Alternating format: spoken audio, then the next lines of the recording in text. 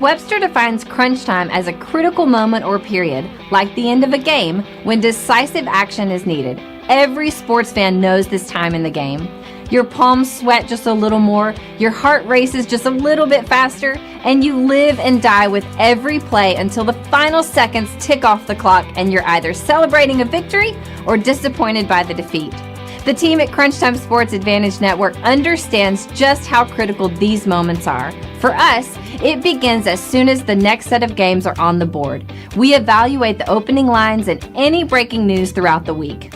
We cover each game inside and out, whether it's from inside the locker room to a huddle down on the field, the court, or the ice. We take you inside the meeting room with scouts, coaches, and executives. We have our fingers on the pulse of all the sports that we cover: the National Hockey League, NBA, college basketball, college football, and the National Football League. We are the Crunch Time Sports Advantage Network, and we're here to help you find your sports advantage. After all the data has been crunched, we then turn it over to Kenneth for the best analysis around. His unique perspective in both understanding the data and how it applies to the game and how you win is the Crunch Time Sports Advantage. Are you ready? The Crunch Time Jet is fueled and ready for takeoff, and the Crunch Time Express is about to leave the station. Your VIP pass has been approved, so all aboard.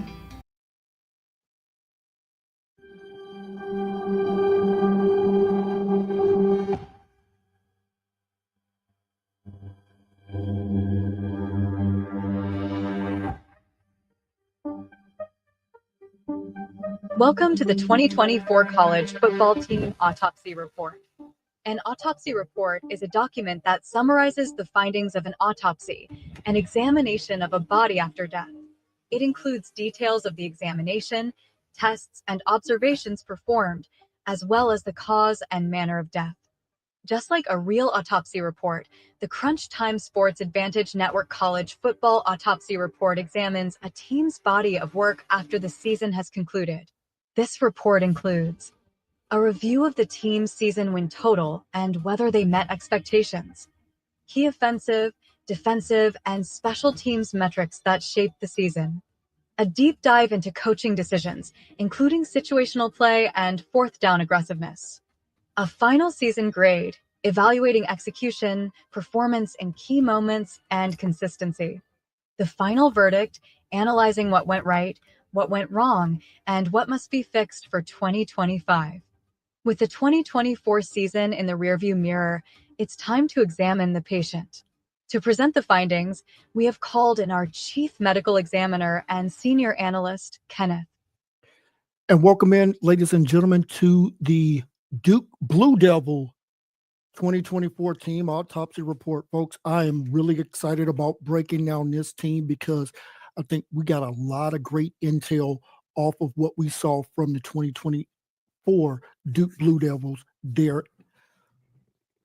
And let's start with the head coach, Manny Diaz. Second time around as a head coach, and before any Miami Hurricane fans say that Manny Diaz was a failure in Coral Gables, they simply do not know the situation there. This team did not have the financial support that current head coach Mario Cristobal has. Look at Manny's record. Started off 6-7 his first year, 8-3, 7-5. Was let go at the end of his third year when he was starting to put some things together there in Coral Gables. Had he had the kind of support that Mario has from prominent boosters and donors around that program, I think that Manny Diaz could have absolutely been much better off than what his record shows. His first year at Duke, 9-4. Let's get right there to the betting window and see how this team performed there. They had a season win total back in June of 5.5. As I just mentioned, this team went over that very early in November, hitting that 9-win plateau in the regular season. As far as our composite win total throughout the year, where we have three specific categories that gives us that final number, we had Duke at a 7.7 win total. So even with that higher number, they still exceeded that expectation.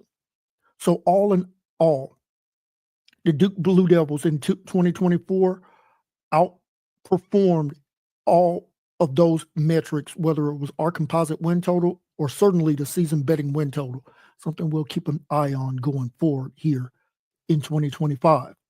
Okay, now let's take a look at their schedule.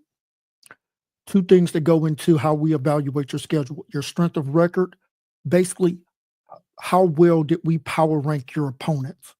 And then secondly, your strength of record. Now, this you can't control. How well did your opponents do during their regular season last year?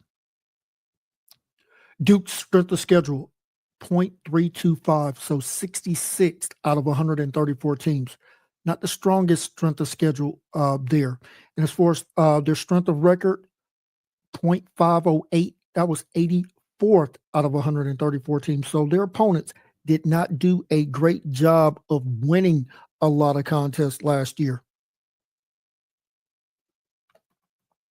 And if we can flip the screen, if you're watching on YouTube, we're going to put up that graphic here, and then want to say thank you for joining us on YouTube, on our YouTube channel, or if you're streaming this on our Twitter feed at Crunch Time VIP. Thank you so much for joining us. If you're listening on your favorite podcast platform, I want to say thank you for taking out time in your busy day to catch up with us here. So I'm going to go through some of that data for you, whether you're listening or seeing it on the visual. Let's talk about the strength of record here.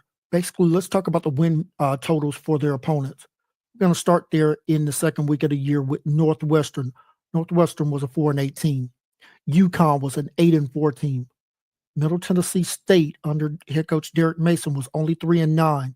North Carolina was 6-6. Georgia Tech was 7-5. Then they had their first bye week.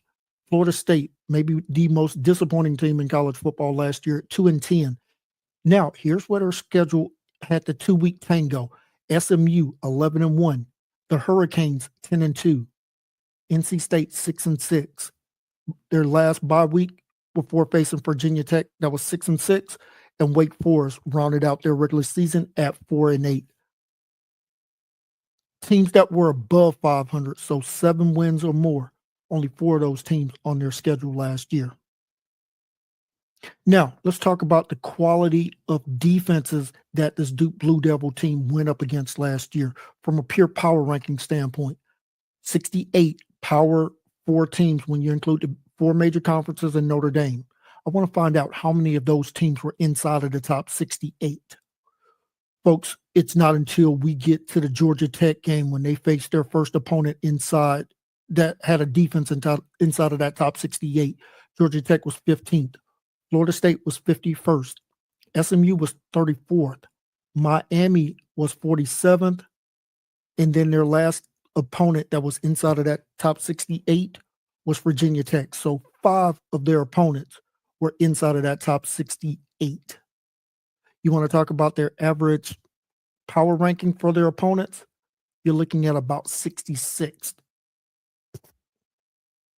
Now, when I look at their record, when they stepped up in weight class and they lost the 2 games, really they lost 3 of the 4 games that they played against quality opponents, it looks like. That's going to be something that Coach Diaz, we're going to have to get a deeper dive into where your team was in 2024. Now, as we like to do, let's take a look at the offensive breakdown here. If I had to sum it up, I would say that this offense struggled with efficiency, and I think that those numbers are going to bear fruit here once we get to them. So the average team in college football last year from an offensive standpoint, I'm going to give you all of their data points here. Average team scored about 28 points per game, averaged about 227 yards passing, 160 yards rushing, about 287 yards of total offense. Their offense, with drives ending with a score, either a touchdown or a field goal, about 40% of the time. Drives ending with a touchdown, about 29% of the time. when we adjust for opponents, average team in college football last year converted about 39% on third down. Let's take a look at what Duke was. We're going to look at their accounting numbers, basically just their raw regular season numbers, and then we're going to adjust those for opponents, see what's the difference in those two numbers. Duke averaged 26.8 points per game, but when we adjust that for opponent, it goes down just a hair to 26.5, so just a small decrease there. Their passing game, also just a slight decrease, goes from 245 yards per game down to about 238, so about a 7-yard differential deficit there.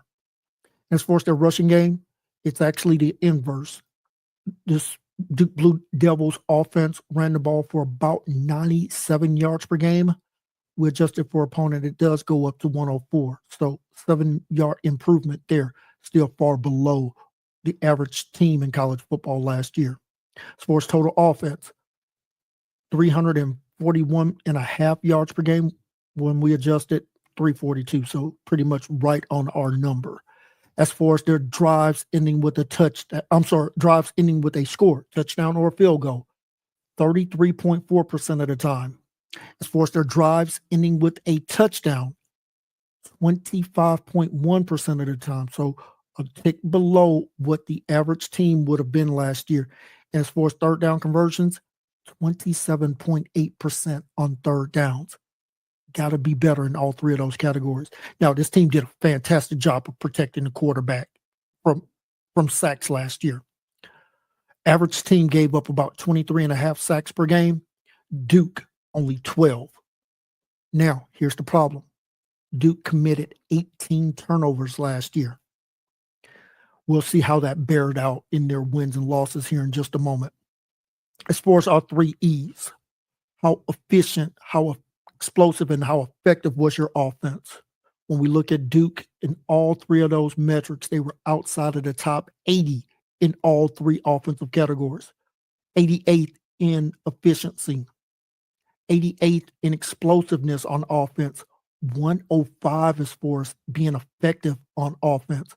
The Duke Blue Devils were our 96th rated offense in 2024. Offensive side of the ball got a lot of work to do. Now, let's talk about the defense, because I think the defense probably bailed this team out in some games. So, again, using that 68 as a benchmark, how many of their opponents' offenses were inside of that top 68? Once again, we have to wait until their 5th game of the year when they played North Carolina, where the Tar Heels were 40th, then followed by Georgia Tech, that was 61st. SMU was 10th. Miami, number 1 scoring offense last year. NC State was 43rd. And then finally, Virginia Tech, 34th for the Duke Blue Devils last year. Now, let's talk about their defensive metrics. If I had to sum up the defense, I would say we saw some elite performance from this unit compared to what we saw from the offense. Once again, points per game allowed, 22.2 points per game. When we adjust for opponent, goes down to 21.4. Passing offense goes from 195 yards per game allowed down to 172. 22-yard per game improvement by their defense. Now, the rush defense, there's definitely a deficit there. Goes from about 150 yards per game allowed up to 182. So about a 33-yard per game on the ground differential there. Force total offense, 344 is what their accounting numbers show. When we adjust for opponent, goes up to about 355. So about a little over 10 yards differential there. Now, their opponents, drives ending with a score, only 28.8% of the time, almost 12 percentage points better than the average last year. As far as their opponents finding the end zone, their opponents' drives ending with a touchdown, only 18.2%. Again, a 10 percentage point improvement over the average. And as far as their third down defense only allowed opponents to convert 33% of the time versus 39%. So 5% average there. This defense actually did a fantastic job of getting after the quarterback. 33 sacks. Opponents did have a better job of converting on third downs, 12 out of 20. That's 60%. The average last year was about 53% there on fourth downs. This team also forced 26 turnovers. Let's take a look at our 3 E's to see how this defense stacked up. We talked about how poor the offense was. It's the inverse with the defense. As far as defensive effectiveness, 19th best. As far as preventing explosive plays by the opponent offense, 20th best. As far as efficiency goes, this was the 22nd best efficiency defense for us last year. Ended up as our 19th overall defense in college football last year. Fantastic job there by that stop unit. Let's talk quickly about the special teams here. I would say inconsistent performances all over the place. This team only converted 13 out of 18 field goal attempts. That's 72%. Average team was about 76%. As far as their punting, averaged about 43.3 punts per game, 44th in the FBS last year. In one-score games last year, Coach Diaz was 1-3.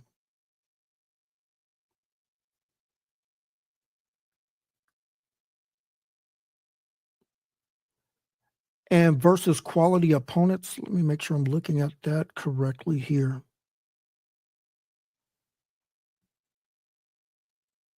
Ladies and gentlemen, I do apologize. In one-score games, this team looks like they were 6-1.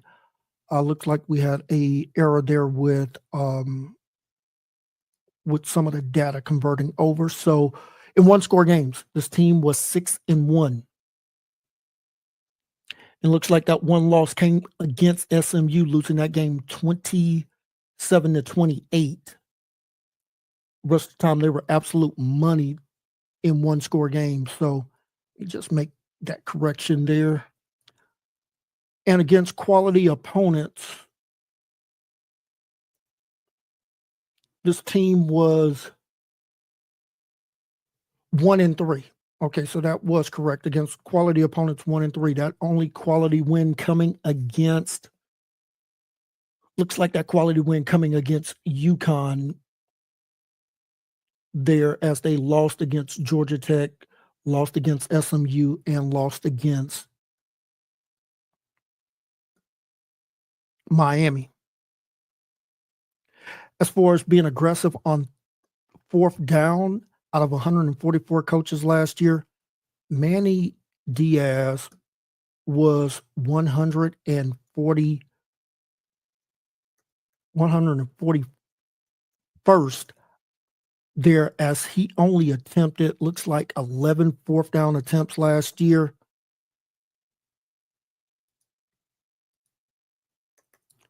Converted 5 of them. So looks like only a 45% clip there for Duke on fourth downs. Got to be either better in that category or got to remain conservative if you're Coach Diaz. Let's take a look at what their defense, as I mentioned, their defense, their opponents converted, looks like, as I mentioned, 60% there. 12 out of 20. So got to play a little bit better on third downs and definitely got to convert at a better clip if you're the Duke Blue Devils.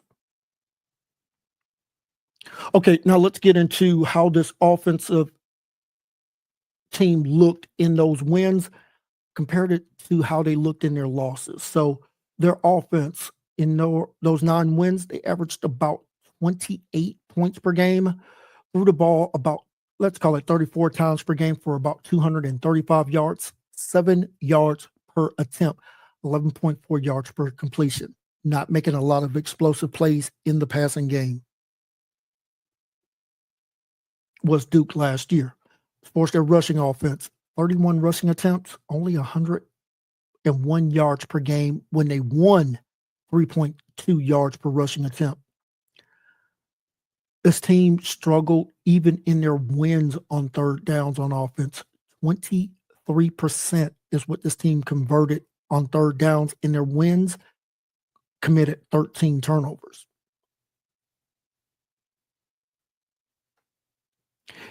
In their 3 losses, the Duke Blue Devil offense still averaged 24 points per game, threw the ball a little bit more, 40 attempts per game, 275 yards, 6.9 yards per attempt, 11.8 yards per completion. Still no improvement there as far as the passing game. The ground game was still anemic, to say the least. 25 rushing attempts, only 84 yards in those losses, 3.3 yards per rushing attempt. This team was a little bit better on third downs, converting about 40% in their losses, committed 5 turnovers in those 3 games. So the difference when they won versus when they lost, only a little over a field goal improvement in the games that they won.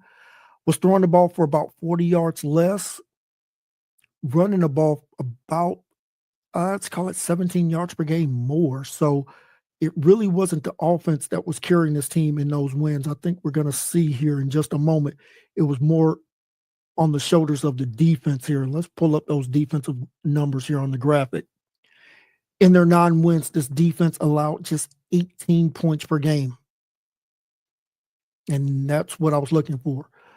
Their opponents were averaging about 168 yards per game, passing on 32 pass attempts, 5.2 yards per pass attempt, 9.6 yards per completion. Fantastic defense in those wins. Opponents were running the ball about 40 times per game, 135 yards per game allowed, 3.4 yards per attempt. Their opponents on third downs in those 9 wins, converting only 30% on third downs, and this defense was forcing turnovers. 18 forced turnovers in their wins. In their losses, defense could not hold water up against these more elite offenses. 35 points per game allowed. Pass attempts stayed about the same, but the yardage goes up from 168 to 275 passing yards per game allowed. That yards per attempt goes from 5.2 in those wins to 8.6 in the losses. The yards per completion goes up. Instead of 9.6, it goes up to 13.5. Almost 4 more yards per completion. You start to extrapolate that out. That's how you see that jump in the passing yards per game. Their opponents were running the ball also more successfully.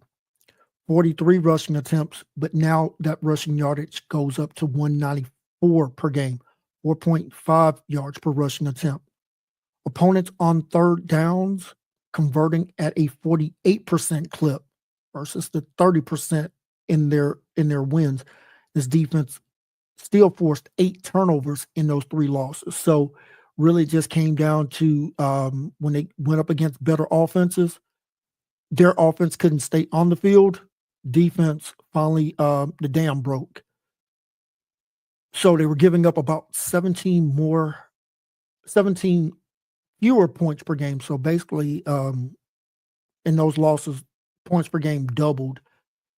They were giving up 100 more passing yards per game in those losses and about another 50, let's call it 60 yards rushing the ball. So this defense just could not maintain the battle of having to offset a struggling offense. So what went wrong for Duke in 2024?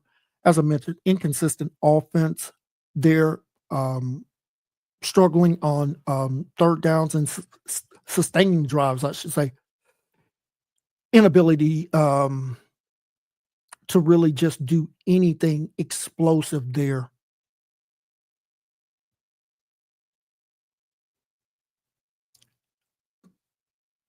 when I look at this team, I look at the quarterback, Malik Murphy, highly touted quarterback coming out of high school, went to Texas, got some mop-up duty when Arch Manning wasn't ready to go as a freshman.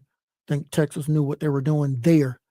You're talking about a quarterback who struggled to throw the ball, only 60% completion percentage, 2,900 passing yards, 26 passing touchdowns, but with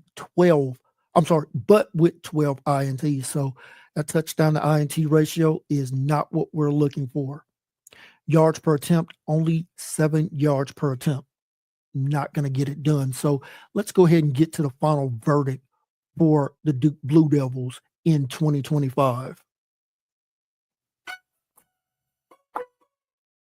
The Duke Blue Devils will get a final grade from the Crunch Time Sports Advantage Network at a solid B. What did we like about this team? Elite defense at times, low sack rate, and the ability to force turnovers. What was their weakness? Poor rushing attack, lack of offensive explosiveness.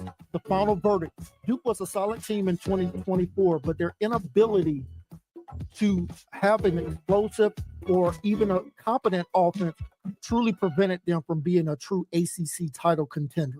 So what does Duke need to fix in 2025? I got 3 keys that I'm looking at directly. You got to get much better in being able to run the ball. I talked about how anemic this rushing attack was. If we look at it on the season, 358 rushing attempts, only 1,158 yards running the ball, 3.2 yards per rushing attempt. That's with a quarterback that primarily likes to use his legs. That's not going to get it done. So got to improve in that area. Key number 2, I'm going to say you got to find a playmaker at the wide receiver spot. Not one wide receiver had more than 60 receptions or 900 yards receiving for the Duke Blue Devils. You got to go out and find a big-time playmaker at the wide receiver. And that's whether it's in the transfer portal or with their incoming freshman class. And then key number 3, you got to develop a more offensive, explosive scheme there. Duke was just not creating a lot of big plays on offense. And when I look at this unit, I'm looking at an offense that barely averaged 340 yards of total offense per game. There's just not a lot of juice in that offense when you're not being able to produce at that rate. If Duke can improve in these 3 areas, they can absolutely be in the upper tier of the ACC and maybe push for an opportunity to go to Charlotte and play for an ACC title game. Got to get better on the offensive side of the ball.